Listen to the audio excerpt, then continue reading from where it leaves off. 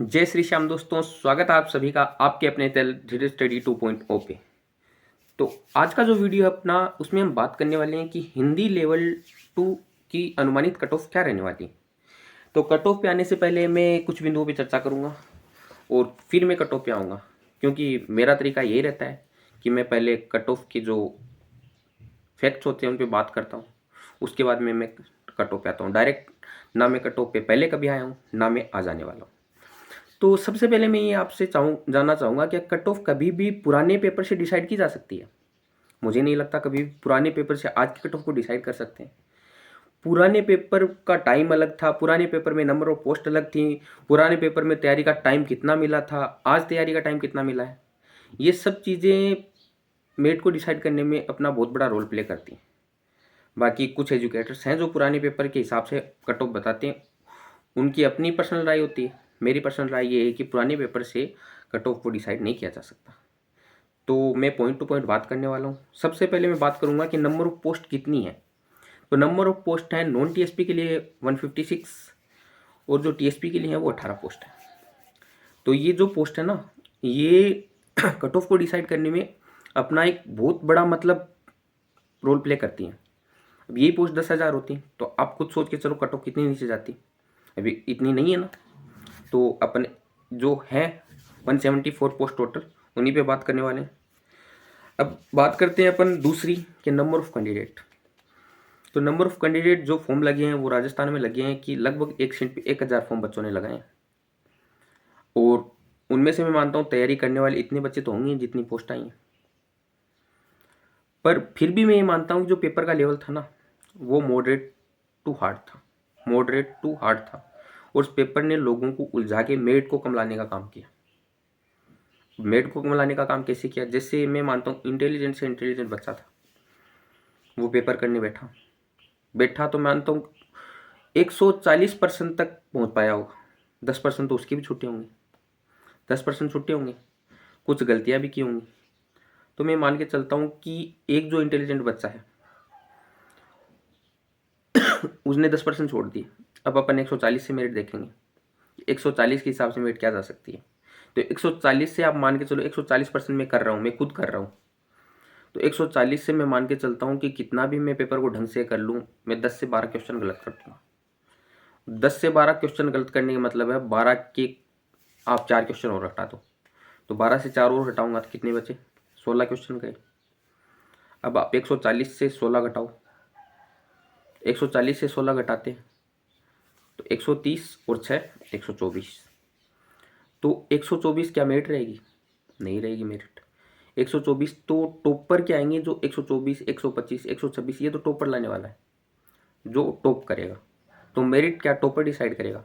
Merit कभी भी topper decide नहीं करता। मैं मेरी पहले भी वीडियो में बात कर चुका हूँ, मेरिट कभी भी टॉपर के ऊपर नहीं होती। मेरिट डिसाइड करने वाले बच्चे नीचे रहते हैं, और मेरिट में उसी बच्चे का नंबर आता है जो मेरिट में लास्ट क्रमांक पे होता है।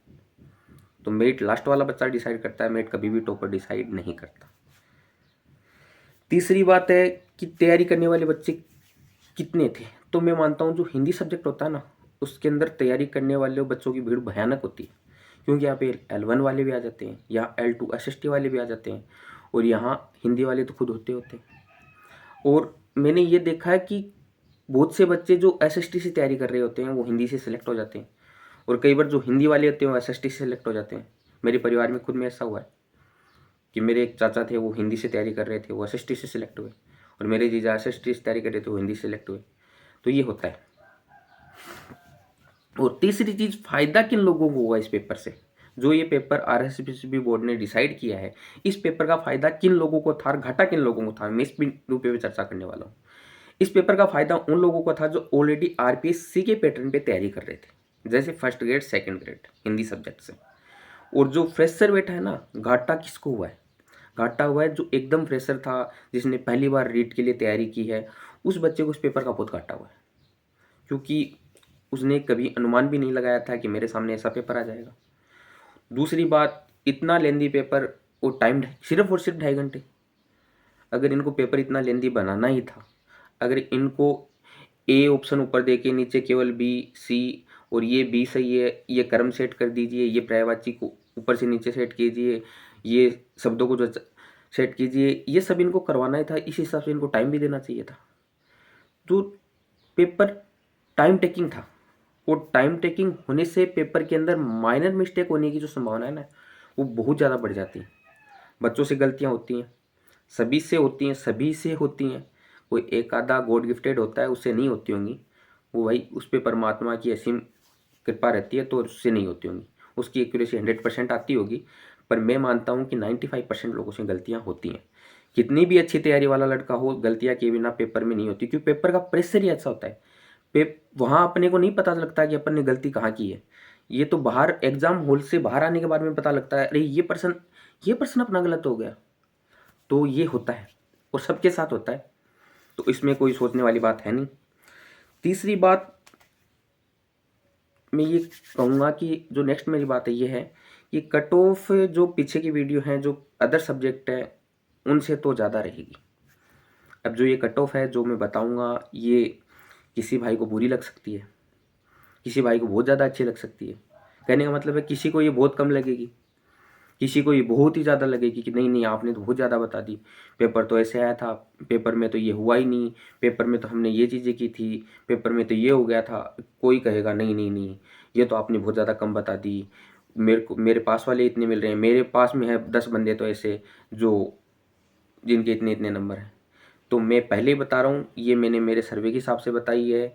मैंने जितना सर्वे किया है, मैंने मेरे जानकार जो हैं उन सबसे पूछा है, लोगों से बात की है, हिंदी सब्जेक्ट वालों से मिला हूँ, हिंदी सब्जेक्ट के टीचर से मिला हूँ।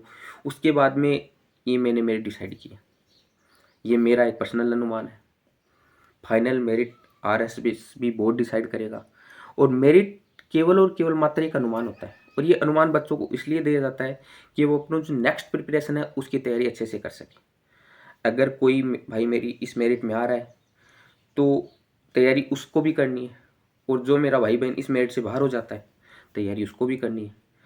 ऐसा मैं क्यों बोलता हूँ कि जब तक ज्वाइन ना हो ना, तब तक तैयारी छोड़ना मैं नहीं मानता किसी भी बच्चे के लिए ठीक होता है। और अब मैं मेरिट पे आता हूँ, तो मेरिट पे आने से पहले मैं सबसे पहले बात करूँगा नॉन TSP की, फिर मैं बात करूँगा TSP की। तो नॉन TSP की मेरिट मैं मानता हूँ, वो मानता हूँ जनरल की मेरिट 115 +-3, 115 +-3। OBC की मेरिट में मानता हूँ 113 +-3। और ये मैं कोई हवा में बातें नहीं कर रहा हूँ, मैंने पूरा एनालिसिस कर रखा है और उसी के ऊपर मैं आपको मेरिट बता रहा हूँ। फिर EWS की मैं बात करूँगा तो 105 +-3, 105 +-3। MBC की बात करूँ तो 101 +-3, 101 +-3। SC की बात करूँ तो 99 +-3, 99 +-3। और ST की बात करूँ तो 97 +-3। अब आप लोग सोचोगे कि मतलब 2-2 नंबर, तो ज़्यादा गैप नहीं रहने वाला है, क्योंकि नंबर ऑफ पोस्ट भी तो कितनी सी है, नंबर ऑफ पोस्ट बिल्कुल कम है, ऊँट के मुंह में जीरा वाली कहानी है। तो नंबर ऑफ पोस्ट मेरिट को प्रभावित करती हैं, इस चीज़ को आप मानिए, ये होता है। नंबर ऑफ पोस्ट ज़्यादा होती है तो मेरिट बिल्कुल डाउन आएगी, नंबर ऑफ पोस्ट कम होती है तो मेरिट एकदम से बढ़ेगी। अब मैं बात करूँगा TSP की, तो TSP में जनरल की मेरिट मुझे लग रहा है कि 95 से प्लस रहने वाली है, 95 से प्लस रहने वाली है। और जो ST की मेरिट है वो 82 प्लस, 82 प्लस, माइनस तो मैं नहीं कहूँगा, 82 प्लस रहने वाली। 82 में आप कितने भी जोड़ सकते हो, 82 प्लस। बाकी